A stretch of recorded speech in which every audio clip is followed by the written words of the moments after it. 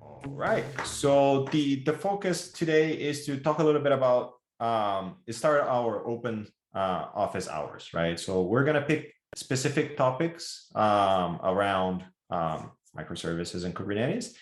And we're going to be kind of going over very relaxed, no PowerPoint structure, no nothing, but talking really how you tackle a problem, right? And the goal is for those to be a 15, 20, 25 minutes top conversation and go over some of these topics and answer any questions you may have. So the topic for today is to talk a little bit about defining policies and using Crossplane across multiple clusters. So Crossplane, I don't know if you folks are using it yet or not, but it's one of the infrastructure as code tools options that you have out there. And we're seeing an uptick in utilization, which is great. It's a great tool. It's a great option. And we're seeing folks exploring it aside from Terraform or Pulumi, for example. But the problem remains, right? As you start defining policies across multiple clusters, how do you do this effectively? Today, defining policies is very cluster-centric in a sense that you have to define a bunch of different Regal rules or API, EMO level rules for Kubernetes clusters. And as you start scaling the number of clusters, you have to kind of keep adjusting those rules. And especially if you're onboarding more users, it becomes more challenging, right?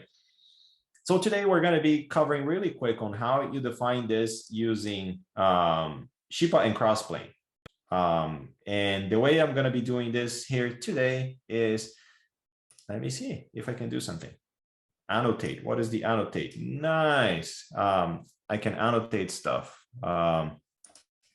So the way we're going to be doing is we have Shipa here, or we have a GKE cluster in my case. And this GKE cluster, I would say it's my control cluster. Ooh, my writing is pretty bad. And if you can't see what I'm writing on the screen, just let me know. I can see it, so I assume you can see it. So I have a control cluster where I have here Crossplane installed. And I have Shipa installed as a provider, right? So I'm centralizing it in a control cluster, and that's what I'm seeing most of the users doing it. They have a separate cluster that they call control. And in that control, they have Shipa, Crossplane, or maybe they have Argo or FluxCD, for example, in that control cluster. And that control cluster would then be the one responsible for deploying stuff to other, what we call application clusters. So in my case, I have an AKS cluster, and I have a GKE cluster as my app clusters. Again, if you can see what I'm writing, feel free to let me know. I hope you do, because I can see it. So I don't want to look crazy. But I have this infrastructure, right? I have a control cluster, and I want to deploy, or I want to apply policies to the different clusters. The problem is I might have clusters in different versions, different providers, and I'm going to be onboarding different applications. Awesome. Thanks for letting me know. So we're going to have these different clusters and the different versions, providers, and we're going to have different projects and applications. So now how do you build something that is kind of cluster agnostic from a policy perspective that later on every application deployed using this policy, regardless of the underlying infrastructure, gets enforced, right? So that's what we're going to do. I have my control cluster in here. If I go into my thing now, how do I do this? Mouse. Zoom is too much technology for me. Sorry. So if I go in here, I have my kubectl get namespace, for example. Let me see. I have my kubectl connected to my cluster, but the way I install is basically following the documentation available. Where? Here. So you can find the provider install here, and I'll send this link to everyone. More specifically around the policies, I'm going to be using this link, right? The way we structure policies between Shipa and Crossplane is there's a lot for you as a DevOps to cover, right? From when you're enforcing policies, you have registry controls, network policies, kind of allowed CNAMEs that developers can use. And a lot of times it's super hard to put these all together in a workflow. So if I access my Shipa account, even if I use a dashboard, just so you can kind of get a view of this, we've put it into a pretty, what we believe to be a pretty reasonable kind of workflow, right? And I'm showing this from a dashboard perspective, so you can get some visibility into when we transfer this over to a Crossplane definition. Here you can call development, for example, policy. And here you can say, I want applications deployed using this policy to use Nginx. I never know how to say the right way. I want this type of resource limit for my application, maybe unlimited, or you want to put limits. Let's say it's a production app. You want to make sure that applications deployed using this policy will receive this type of consumption limit. You can choose which teams can deploy using this policy. You can say, hey, applications deployed using development policy, for example, should get an auto scale. But even though I'm defining a default auto scale, I want the application owner post deployment to change these policies, right? So I will say they should have a minimum of 2 replicas and a maximum of 10. And every time CPU hits 75%, I want these applications to automatically scale by default. I can keep on going and say, hey, I want applications deployed using this policy to I want developers to only pull from Shipa software registry, right? So if they try to pull it from a public Docker registry or Artifactory or ECR, whatever they try to, I want it to be blocked. I don't want an image coming from there be deployed. I can implement further controls if I want, such as, hey, I have one cluster, but it has several nodes, right? And I want applications deployed using this policy development to only be deployed to nodes that have a label development, for example. So now you can tell, okay, these policies should confine applications to only these certain nodes. And I also want to allow my developer or restrict my developers to, when they are deploying and exposing their applications using this policy, to only use .shipa.io domain or whatever your company's domain is. So you don't get those funny developers trying to expose an application on app1.google.com, and then they come back to you saying it doesn't work. I can't see my apps, right? I bet that never happens with anyone here. It's key value. So key development, for example. And if it's a production policy, right, you can enforce network policy, for example, or if it's a development policy, and you can say, hey, by default, I'll set default network policies. But when post-deployment, the application owner can change those policies. By default, I'll do denial for ingress. And by default, I'll do allow all for egress. So applications deployed using this policy cannot receive ingress from anything else, from any other app or service, but it can egress anywhere. So send data everywhere. And last but not least, you can say, hey, applications deployed, I want to make sure that no log4j, for example, is detected. If there is a log4j in the applications my developers are deploying, block it, or you can disable it. So we've put together a whole set of policies, right, in a workflow that makes it easy for you as a DevOps or platform engineer to define these policies. And you're seeing that I'm defining policies for network policy, and I'm not doing anything specific to Istio, or I'm defining container registry policy. I'm not writing a YAML with 15 lines, right, just to try and address my specific cluster. I'm defining policies in an application English format. And the good reason about it is because you can now bind these policies to any cluster that you have. And that's where we're going to translate into Crossplane. How does this workflow translate into Crossplane, right? Moving to how do we define this thing in Crossplane? Let me just move things here. Let me move to my control cluster. And we can use Crossplane to create some of that goodness out there.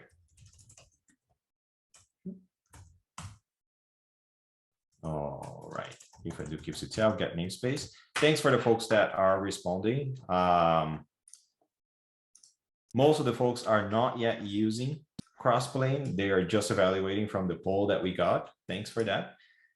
So great. Now that we learned how to do that kind of workflow, right? All the different policies that we have exposed today. How do we do that using Crossplane? I have my Crossplane already installed in this cluster, remembering or reminding you, this is my car cluster, right? I have my car cluster with Crossplane installed, and I have a Shipa provider in there, a Shipa provider for Crossplane. And I'm going to be connecting these policies to the different clusters, a GK and an AKS cluster. Okay, so let's copy this entire policy.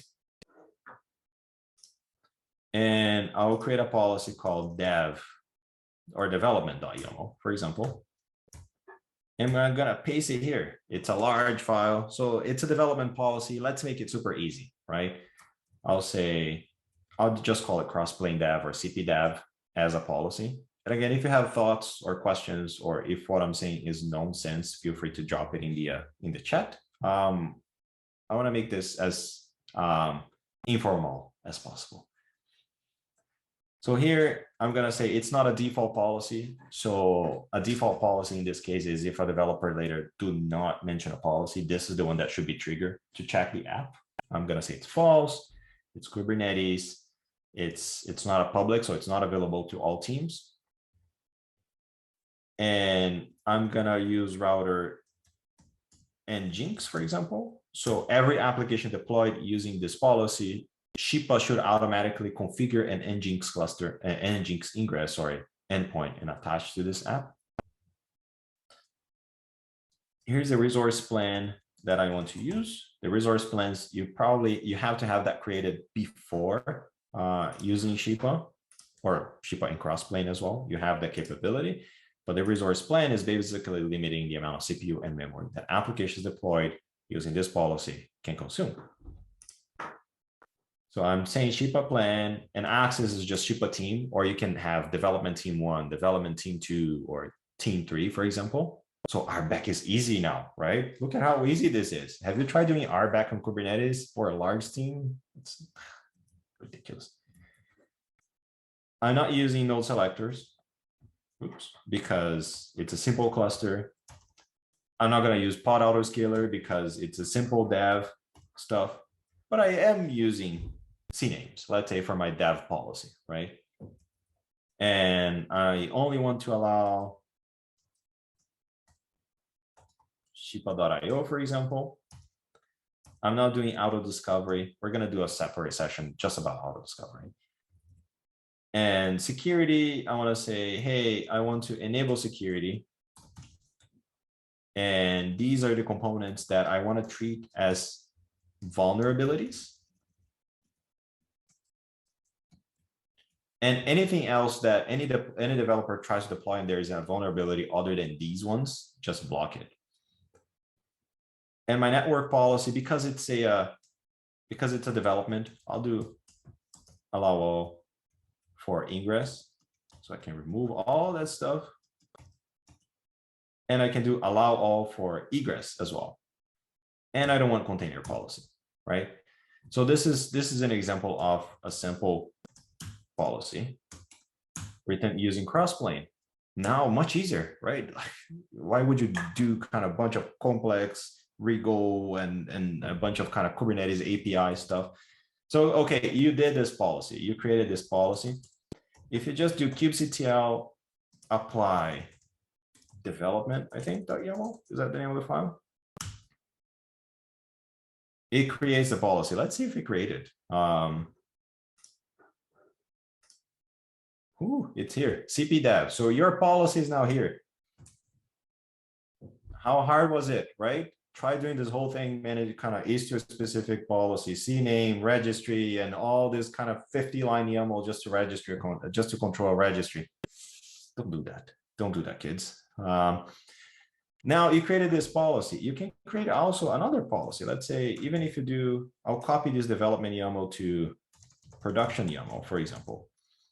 And you can go in and change these, right? I'll say that for ingress, I will do, instead of allow all and allow all, because this is a production, for example, I'll do deny all and deny all. And if I do kubectl apply, let's F production .yaml, it's configured. And again, if I go to my dashboard, I should see it here. Maybe not. I forgot the name. Ah, I know why. kubectl delete -f production .yaml. I think I messed up things because I used the same name. There you go.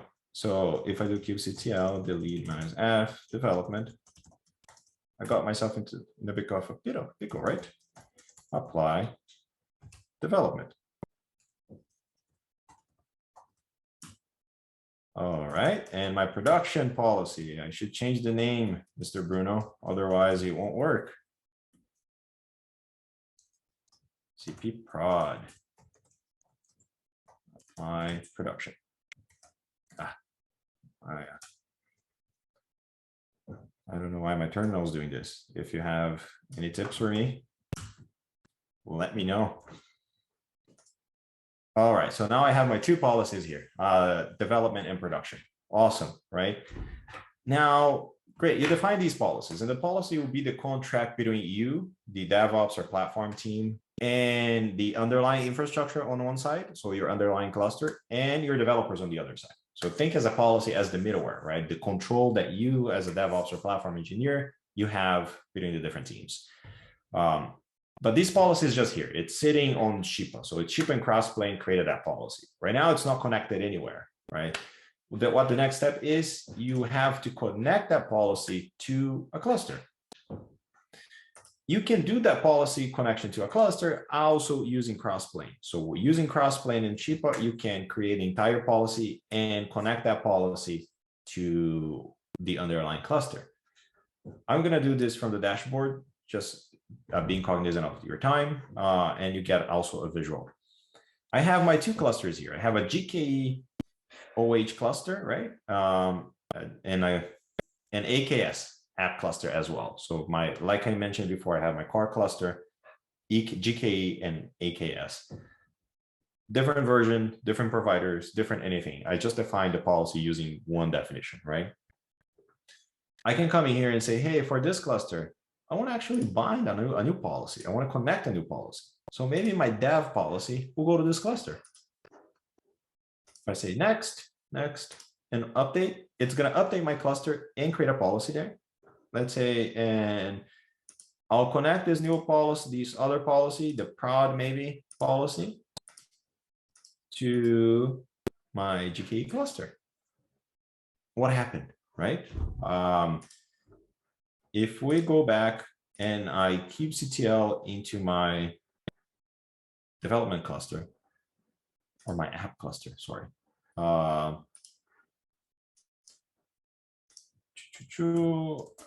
me do this. I know, very poor management of kubectl and profiles. Don't judge me. But if I do now kubectl get namespace, for example, I kubectl into my GKE cluster, right? That I just connected one of the policies I created.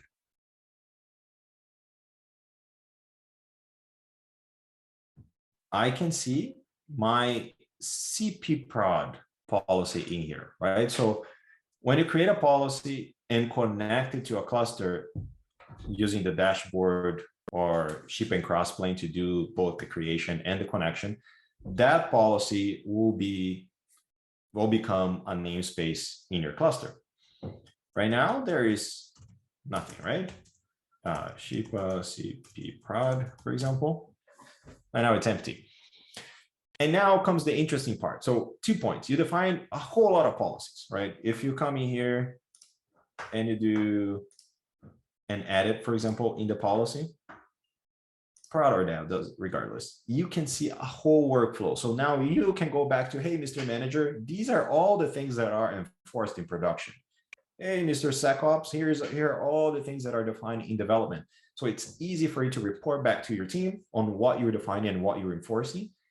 And you get out of the business of writing a bunch of YAMLs, a bunch of customize and rego and all that stuff. That's not ideal, right? You don't do that when you create your VMs these days, or when it's okay, you get it. Making it easier, making it scalable, right? And you can connect to anywhere now. So now you can show your team, these are the policies. But now the interesting part, when you give this to your developer, how do you consume this thing, right? When you give this to your developer, and I'll create an application using the dashboard, and I'll show that in the same way using Crossplane, for example. So if you're using Crossplane for the entire thing, you can come in here and say demo app 1, for example. This is your developer view. Your developer will create demo app 1, for example, and here your developer is going to interface with the policies that you give him access or her access. So your developer can come in here and say dev, for example. I'm going to pick this policy. So now your developer is invisible to your developer if you're using GKE or if you're using AKS, version 19, 120, if you're using Nginx or Nginx or Istio or Traffic or how you're doing this, it's invisible. That's the interface between you and your developer. Your developer will pick the framework that they want and a team that should own in case your developer is part of multiple teams. And as part of the policy, I don't know if you remember, but we defined a team, right, that should be able to consume that policy. So your developer can create the app using this policy, and your developer will be able to deploy their applications using this policy. I'm using Shipa's application portal in this case. I'm just, as a developer, I'm passing just an image, my Docker image. I'll deploy. And it failed. Why? If we go to event details, we see that there are vulnerabilities detected. So the policy that you, DevOps or platform engineer, define, remember, if we go back to the definition, VI production, maybe it should be the same. We said security scans should be enabled for this policy. And if it detects anything else other than these two that should be treated as vulnerability, just block it. And that's what Shipa did, right? And he found vulnerabilities in here. If we go into security for that application, for example, or the developer goes into demo app 1 and goes into security, you see the security report here. You ignore 3, but hey, you found 90 vulnerabilities for that image. And here are all the vulnerabilities that I found.